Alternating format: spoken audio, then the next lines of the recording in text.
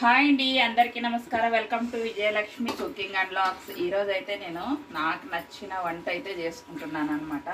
నాకైతే చిన్నప్పటి నుంచి చాలా ఇష్టం ఈ వంట అయితే. ఇక అన్నం అయితే ఉడికిపోయింది, ఇక వంపేస్తాను.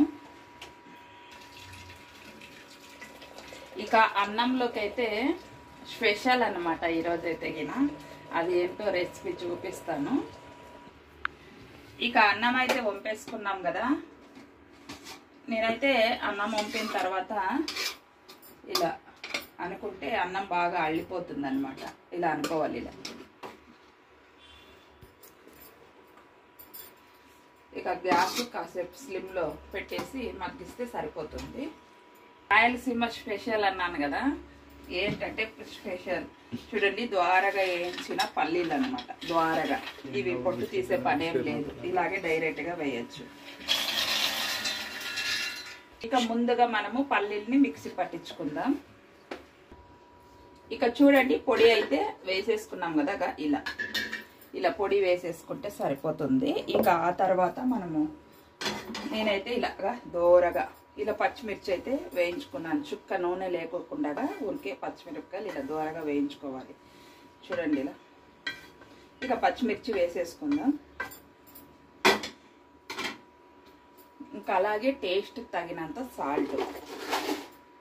చూడండి, ఇదిగో టేస్ట్కి తగినంత సాల్ట్. ఇక మూడే మనం వేసిండేది, 3 రకాలు పల్లీలు, పచ్చిమిర్చి, సాల్ట్, అంతే చాలు. ఇక మిక్సీ పట్టించుకుందాం. నీళ్ళు అయితే మిక్సీకి వేసేసుకుందాం. చూడండి, మిక్సీలో కొన్ని నీళ్ళు అయితే వేసేసుకొని మిక్సీ పట్టించుకుందాం. చూడండి, మిక్సీకి అయితే వేసేసుకున్నాం కదా ఇలా పేస్ట్. ఇక మనమైతే ఒక బౌలీలో వేసేసుకుందాం. ఇలా నీళ్ళు పోసుకొని ఇలా అనుకొని ఇలా వేసేసుకుందాం. మనము నీళ్ళు వేసుకోవచ్చు. మనం రాయలసీమ పచ్చి పులుసు కదా తయారు చేస్తూ ఉండేది.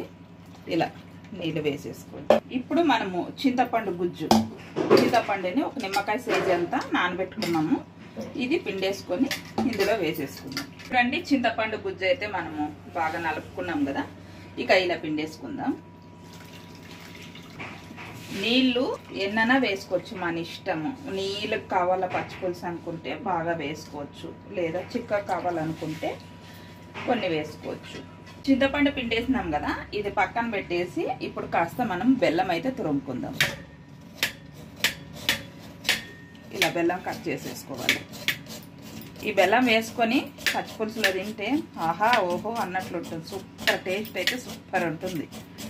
బెల్లం అయితే తురుముకున్నాం కదా, వేసేసుకోండి. తీపి తక్కువ తినే వాళ్ళు అయితే తక్కువ వేసుకోండి, ఎక్కువ తినే వాళ్ళు అయితే ఎక్కువ వేసుకోండి, మీ ఇష్టం. లేదంటే మొత్తం స్కిప్ చేసేయాలనుకుంటే స్కిప్ చేసేయండి. బెల్లం వేసేసుకున్నాం కదా, ఒకసారి బాగా కలిపేసుకోండి.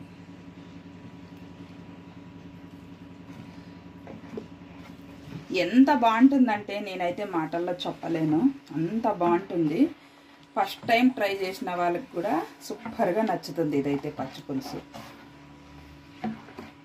కున్నాం కదా, ఇప్పుడు మనము ఆనియన్స్ చిన్నగా కట్ చేసుకున్న ఆనియన్స్ వేసేసుకోండి. తగినన్ని వేసేసుకోండి. ఇక ఒకసారి బాగా కలిపేసుకోండి. వేడి వేడి అన్నంలో తింటుంటే ఆహా ఓహో అన్నట్లుంటుంది, సూపర్ ఉంటుందండి. చూడండి, ఇదిగో పచ్చి పులుసు.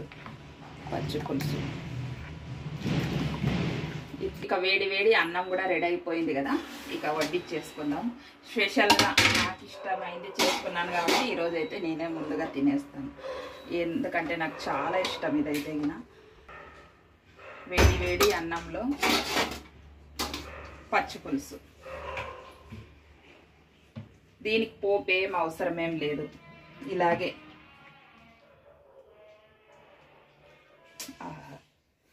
చూస్తుంటే నోరు ఊరిపోతుంది కదా. ఒకసారి అయితే ఇక టేస్ట్ చేయాల్సి ఉండేదే. ఇక తినేద్దాం, ఎలా ఉందనేది మీకు కూడా చెప్పాలి కదా.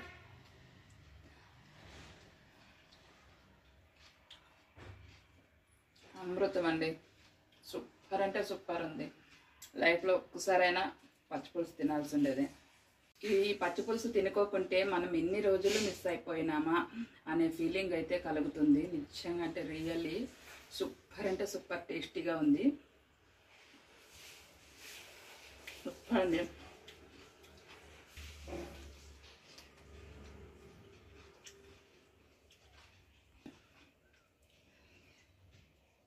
సూపర్ అండి, సూపర్ అంటే సూపర్. నా వీడియోలు కనుక మీకు నచ్చినట్లయితే లైక్ చేయండి, షేర్ చేయండి, సబ్స్క్రైబ్ చేసుకోండి. Bye friends.